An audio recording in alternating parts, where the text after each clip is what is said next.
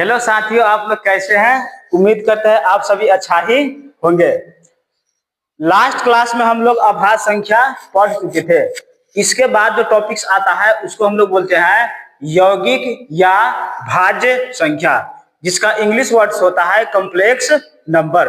आइए जानते होता क्या है। यौगिक संख्या कहता है वैसा संख्याएं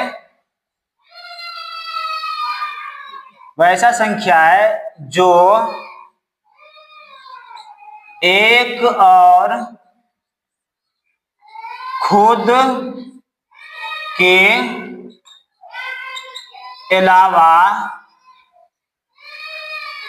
किसी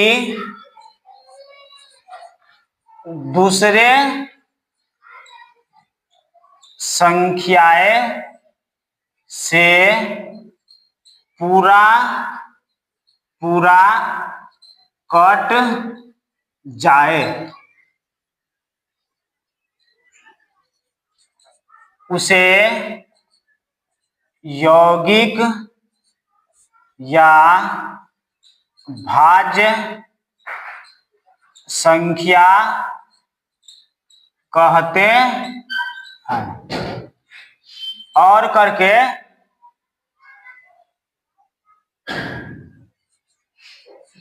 जिस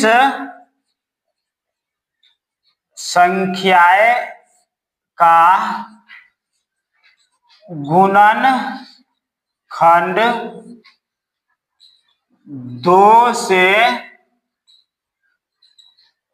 अधिक हो, उसे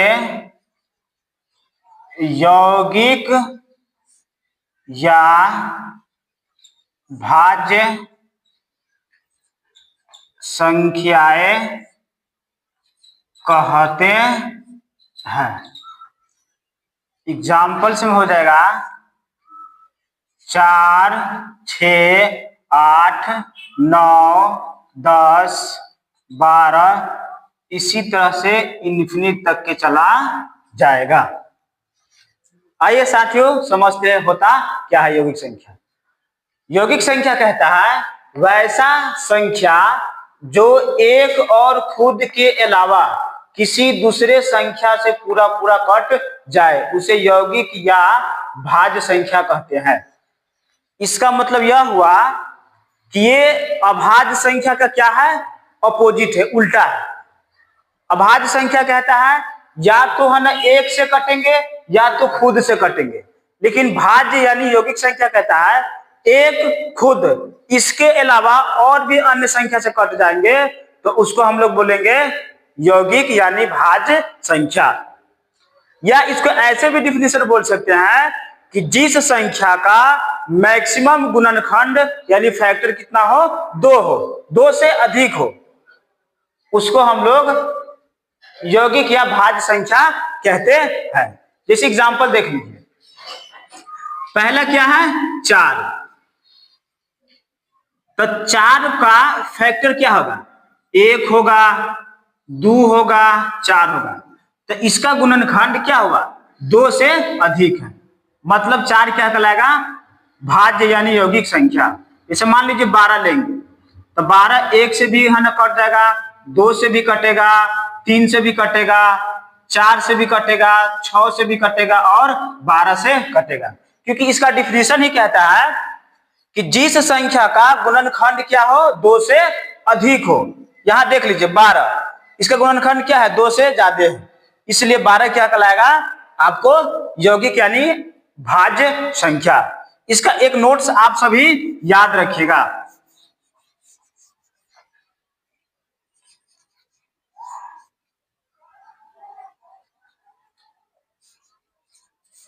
नोट है प्रथम यौगिक या भाज्य संख्या 4 होता है।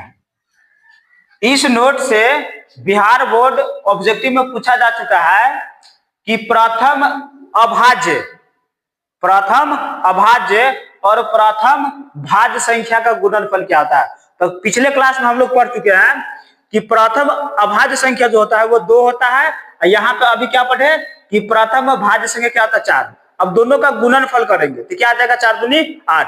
ये ऑब्जेक्टिव में पूछा जा चुका है।